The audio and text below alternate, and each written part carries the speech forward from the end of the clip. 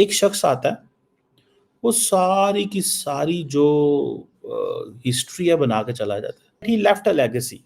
यही वजह है कि उनको पूरे स्टेट ऑनर के साथ उनको आखिरी विदाई दी गई। पूरी दुनिया में जो है उनके बारे में मैसेजेस आ रहे हैं। रतन टाटा जी की जो है वो डेथ की न्यूज कल से पाकिस्तान में भी सुनी और देखी गई है। बहुत अफसोस हुआ है और एक बहुत बड़ा नाम जो है वो भारत की तरफ से इनका रहा है। उन्होंने बड़ी बड़ी लंबी स्टोरीज डील्स की। जैगुआर की जो लैंड रोवर है उसके हवाले से, जो ब्रिटिश लग्जरी ऑटो मेकर है। सोशल मीडिया पर उनकी सौम्यता और दयालु स्वभाव की सबसे ज्यादा चर्चा हो रही है। चाइना ने अपने लोगों को मना कर दिया है कि भाई आप लोग पाकिस्तान में ट्रैवल ना करें, पाकिस्तान एक सेफ कंट्री नहीं। पाकिस्तान के पास अगर एक रतन टाटा होता या टाटा फैमिली होती तो आज पाकिस्तान कहाँ होता उसकी कल्पना भी नहीं कर सकता। पाकिस्तान की अक्सर मैंने देखा है कि पाकिस्तान में जो ग्रुप्स हैं वो बड़े नहीं होते। इसने भारत में जब टाटा ग्रुप को 1991 में संभाला और 2012 में जब इसके चेयरमैनशिप को छोड़ा, तब इन्होंने इसकी वैल्यू हैसियत $100 बिलियन की कर दी थी। तो ये फिलैंथ्रोपी बहुत करते हैं। एक टाटा ट्रस्ट है, कहा जाता है कि जो 66% प्रॉफिट है टाटा ग्रुप का, ये चैरिटीज पे जाता है। The message will be the same. It will be from my heart. Hello friends, जय हिंद। हिंदुस्तान स्पेशल में आपका स्वागत है दोस्तों। जैसा कि दोस्तों आपने क्लिप में देखा, देश के सबसे बड़े उद्योगपति रतन टाटा की अंतिम यात्रा में लाखों लोग शामिल हुए। रतन टाटा का बुधवार रात को मुंबई के ब्रीच कैंडी अस्पताल में निधन हो गया। अपने कौशल के जरिए टाटा समूह को बुलंदियों पर ले जाने वाले रतन टाटा के निधन पर देश भर में शोक की लहर है। सादगी, विनम्रता और परोपकार के गुण से उन्होंने सभी के दिल पर अमिट छाप छोड़ दी है। एनसीपीए ग्राउंड में उनके पार्थिव शरीर को अंतिम दर्शन के लिए रखा गया। यहां उनके अंतिम दर्शन के लिए सैलाब उमड़ पड़ा। उद्योग, फिल्म, राजनीति से लेकर कई केंद्रीय मंत्री, राज्यपाल और मुख्यमंत्री रतन टाटा को आखिरी विदाई देने पहुंचे। केंद्रीय गृह मंत्री अमित शाह ने मुंबई में रतन टाटा को अंतिम श्रद्धांजलि अर्पित की। रतन टाटा जी को हमेशा देशभक्ति और ईमानदारी के प्रतीक के रूप में याद किया जाएगा। दुनिया भर में सम्मानित एक उद्योगपति के रूप में उन्होंने टाटा समूह को वैश्विक स्तर पर प्रसिद्धि दिलाई। दोस्तों, भारत की एक बहुत बड़ी इंडस्ट्री है टाटा इंडस्ट्रीज। उसके जो चेयरमैन हैं, चेयरमैन एमरेटस उनको कहा जाता था, और रतन टाटा, वो एक्सपायर्ड और उनकी 86 ईयर्स एज थी। इंडस्ट्रियल थे, इंडिया के लीडिंग इंडस्ट्रीज।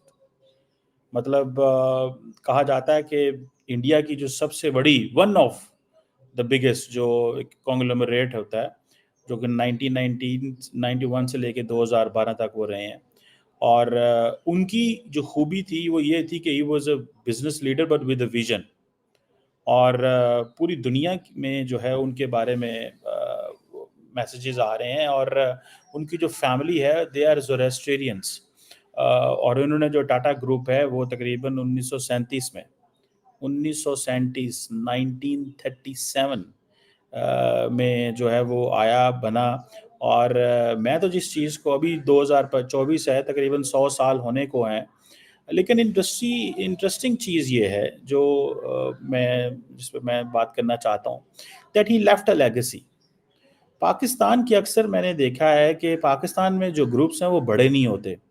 और वो शायद ग्रुप इसलिए बड़े नहीं होते कि जो हमारे बिजनेसमैन हैं वो बोर्ड्स नहीं बनाते। वो बोर्ड्स बनाने से मुराद ये है कि वो उस तरह चीज़ें नहीं करते जिस तरह शायद करनी चाहिए।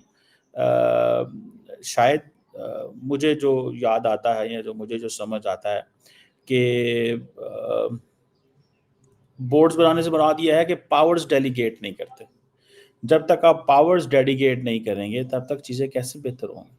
अब एक ग्रुप बना 1937 में, ठीक है जी, इंडिया के अंदर टाटा ग्रुप। और इन्होंने तकरीबन 1962 में जो कंपनी ज्वाइन की, 5वें चेयरमैन थे 1991 के अंदर।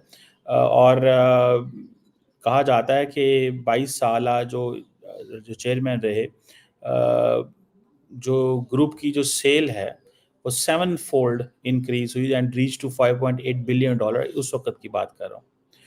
ये वही दौर है जब India free market economy, liberal economy का हिस्सा बन रहा था और इंडिया की जो इंडस्ट्री है वो बड़ी तरक्की कर रही थी। और भले यूरोपियन स्टील मेकर्स हों या अमेरिकन्स हों, सबके साथ वो काम कर रहे थे। और इन्होंने बड़ी बड़ी लंबी स्टोरीज डील्स की। जैगुआर की जो लैंड रोवर है उसके हवाले से, जो ब्रिटिश लग्जरी ऑटो मेकर है। इसी तरह एक कार है जिसे बोलते हैं नैनो कार, ये टाटा ग्रुप ने बनानी शुरू की 2009 के अंदर। कहा जाता है कि दुनिया की अफोर्डेबल तरीन कार थी, ठीक है, जिसकी कीमत सिर्फ $2500। $2500 तो कोई कार की कीमत नहीं है, थोड़े से पैसे हैं। आज भी पाकिस्तान में 2500 जो है वो 7.5 लाख रुपया होगा। तो मेरा नहीं ख्याल पाकिस्तान में $7.5 में, 7.5 लाख में आपको को कार मिलती होगी।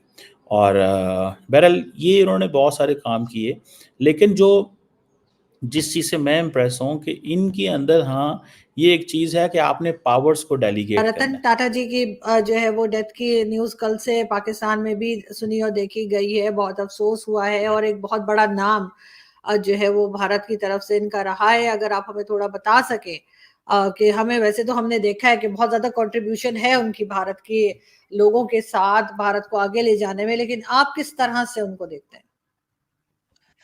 रतन टाटा को एनसाइक्लोपीडिया मैं कहूँगा। मतलब मैं अगर उस शख्स को जब कोई हमारे बीच से चला जाता है और उस शख्स को हम अपनी तरफ से ऑबिचुरी देते हैं, श्रद्धांजलि देते हैं, रतन टाटा के लिए इसकी कोई ज़रूरत नहीं, कोई मायने नहीं है, मैं आपसे साफ कह रहा हूँ। लोग इसको अदरवाइज़ ले सकते हैं, लेकिन रतन टाटा इससे कहीं आगे थे। पाकिस्तान में जो मुझे लोग सुन रहे हैं, पता नहीं क्यों आज रतन टाटा के बारे में बात करते हुए मुझे ये लगता है कि पाकिस्तान के पास अगर एक रतन टाटा होता या टाटा फैमिली होती, तो आज पाकिस्तान कहाँ होता उसकी कल्पना भी नहीं कर सकता, सोच भी नहीं सकता। आज रतन टाटा हमारे बीच में नहीं है। 86 साल की उनकी उम्र हो गई थी। ब्रीच कैंडी अस्पताल में उनका इलाज चल रहा था, तो उम्र रिलेटेड जितनी उनको एलिमेंट्स थी, उन परेशानियों के चलते आज हमारे बीच में नहीं है। लेकिन अगर अभी भी वो होते, तो एक्टिव होते, कुछ नया सोच रहे होते, कुछ नया कर रहे होते। बहुत छोटी-सी चीज़ से मैं आपको बताना चाहूँगा रतन टाटा क्या थे और रतन टाटा के जो पुरखे थे वो क्या थे। ये पारसी कम्युनिटी से आते हैं आरज़ू, और पारसी कम्युनिटी आई कहाँ से? पर्शिया, ईरान से ही आई थी ना। ये यहीं पर भारत और पाकिस्तान के हिस्सों में ये लोग आके बसे। 0.1% के करीब में हैं ये। और इस एक शख्स ने जो इस कम्युनिटी को रिप्रेजेंट करता है, इसने भारत में जब टाटा ग्रुप को 1991 में संभाला और 2012 में जब इसके चेयरमैनशिप को छोड़ा, तब इन्होंने इसकी वैल्यू, हैसियत $100 बिलियन की कर दी थी।